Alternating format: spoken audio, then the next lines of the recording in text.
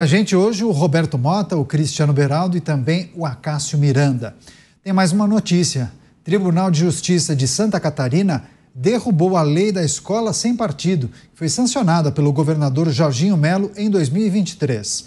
Segundo os desembargadores, essa medida que previa o combate à violência institucional e a proteção da criança e do adolescente seria inconstitucional, sob o entendimento de que compete à União legislar sobre educação.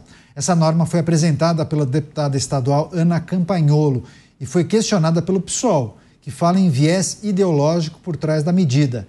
Esse movimento de derrubada de leis criadas pela oposição aumentou muito nos últimos tempos, com tribunais determinando a suspensão de medidas que proíbem o uso da linguagem neutra em materiais escolares e aulas da rede municipal de Uberlândia, em Minas Gerais, e de legislações semelhantes em municípios de Mato Grosso, São Paulo e também no estado de Goiás. Então, a Justiça proibindo escolas sem partido em Santa Catarina.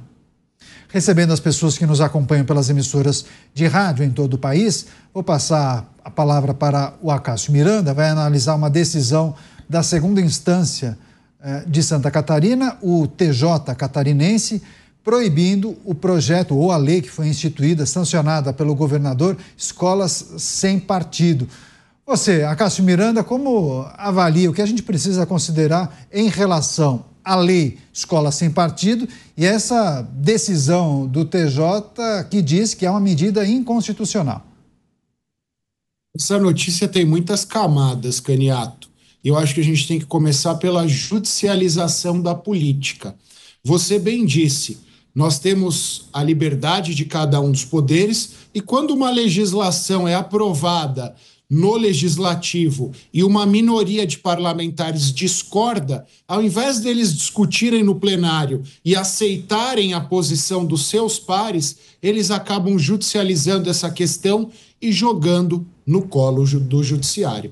Em segundo lugar, todas essas leis que tratam do escola sem partido, elas caíram sob um pretexto que cabe à União, através da lei da diretrizes e bases da educação, regulamentar estes aspectos. Mas nós sabemos que, no contexto atual, a União não tem interesse em regulamentar esses aspectos por uma questão ideológica. Eu confesso a você que não concordo com o posicionamento da União, mas também seria injusto da minha parte se eu dissesse que os parlamentares estão batendo o pé e judicializando a questão, quando, de fato, o governo atual ganhou as eleições e até 2026 ele tem essas prerrogativas. Então, gostemos ou não, eu acho que vale a gente defender a prerrogativa de cada um dos poderes.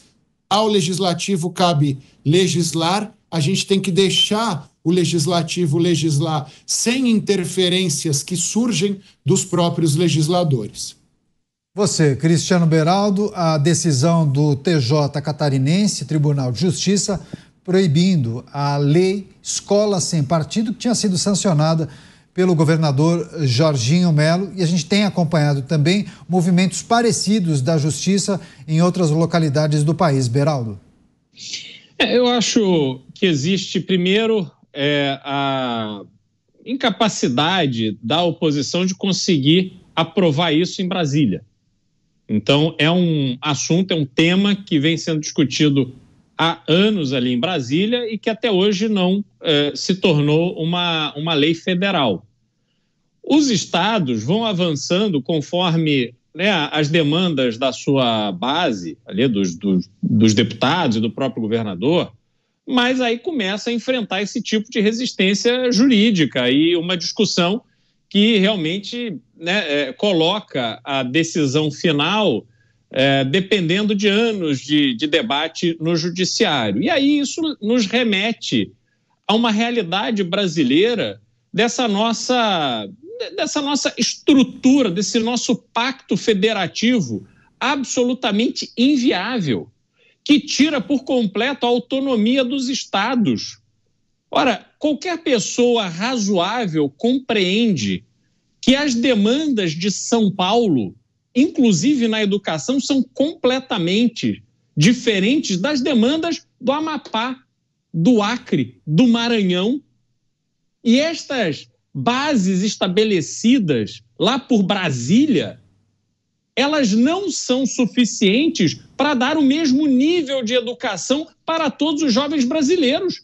Tanto é que há diferenças muito grandes entre a educação e o nível de aprendizagem de jovens de uma determinada região com outras. Então a gente vê como é grave o problema que temos do Pacto Federativo e esse esforço absolutamente irreal de querer tratar tudo e todos como se fossem iguais. Não são iguais. Santa Catarina não é igual ao Rio de Janeiro, que não é igual à Bahia, que não é igual ao Maranhão, que não é igual ao Amazonas. Qual é o problema de se admitir isso e compreender que é preciso garantir autonomia para que os estados possam atuar conforme o interesse das suas próprias populações? Ricardo Rocha escreve justamente isso. É preciso dar mais autonomia aos estados em relação à educação.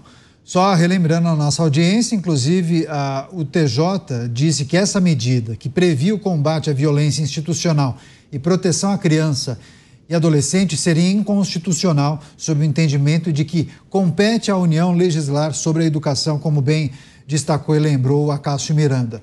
Você, Mota, um minutinho para fechar a decisão do TJ catarinense. O ensino brasileiro, público e privado, é 100% controlado pelo Estado. É o Estado que determina o que pode e o que não pode ser ensinado.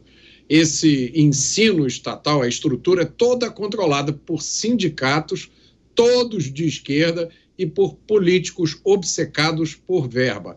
É o ambiente perfeito para a atuação de ideólogos disfarçados de professores. O objetivo do ensino estatal brasileiro é preparar uma mão de obra semi-analfabeta e politicamente dócil. A última novidade é o programa Pé de Meia, que ensina o jovem brasileiro desde cedo a depender de esmolas do Estado.